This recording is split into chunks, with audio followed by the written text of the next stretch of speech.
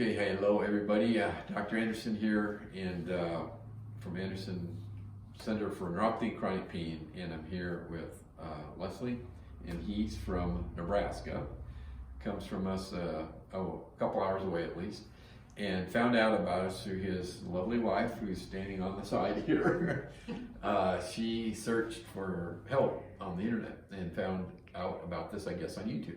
And very many people do that. It's really common. So, if you've never been on here, I'm going to talk to him about his recovery, because he's had surgery for restless legs, and we believe that for many of you that are listening, it can be because tunnels in your legs become tight. It's not necessarily dopamine, it's not necessarily iron, it's not all these other things that are thought to play some factor, but it's seriously, it can be primarily from the nerve tunnels.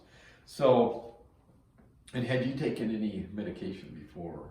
You had not, is that correct? Correct, yeah. No, a lot of people come here trying to get off medication, but... Well, I guess I tried magnesium quite a bit. Magnesium, but not pharmaceutical. No. It's okay. So just tell everybody, I mean, what it's been like. We did his right leg first, and then we did his left foot, and just explain how it's been, how you're feeling right now. Well, the first week I didn't think it was helping the right leg much at all, and even into the second week. Now, this is the third week now. In the last 3 or 4 days, I haven't had almost zero restless leg on the right, and the left is similar. I haven't had much on it either. So the left leg wasn't as bad as the right leg to begin with. So do you think it's improving faster? True? I think so. It's almost up to par with the right leg. Yeah. And that's important for a lot of you to hear, because it's not, and sometimes if you search on our YouTube channel, you'll see people that have immediate relief, like within 2 or 3 days, they might be 90 or 100% better. And for others, it's a slower process. And this doesn't take a year, by the way. It's more like maybe 90 days out, most of your improvement, maybe 90% of it's going to be behind you. So, and are you sleeping better? I am much better. Much better? Okay. Some full night's sleep for the last week or so. Really? Okay. Unbelievable. And he's kind of you're going through something here where he's kind of doubting, like, right? I really was. It's like, is this real, or is it, right?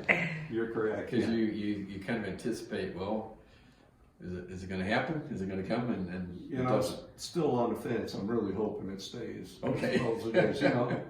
Because it gets ingrained up here, and people oftentimes go through this phase, and I need to coin a term for it, but it's, I don't know, the doubtful phase or something.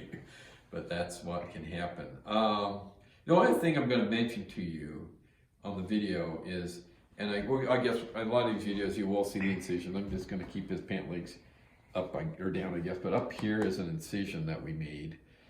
It's called the common perineal nerve, and he has a bit of a drop foot too.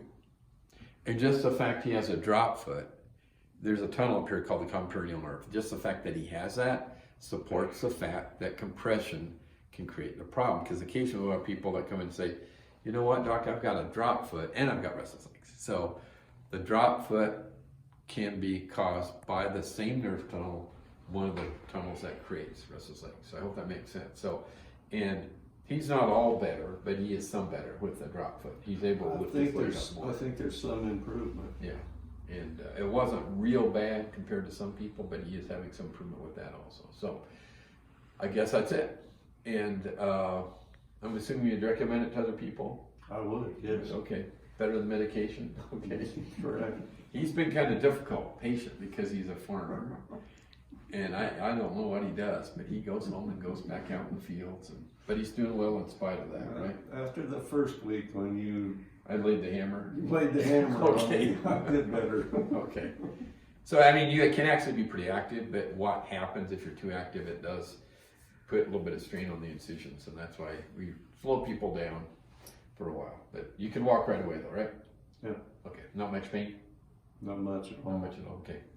Well, very good. Thank you for sharing, and you've been really good to work with in spite of me having to slow you down. We really appreciate you taking the time to do that. So, and if you're interested in this, just visit our YouTube channel, look at other videos. You can read my book, A Perfect Night's Sleep, and we've got research. You can find that also on our website. So thank you for watching, and please subscribe to our channel.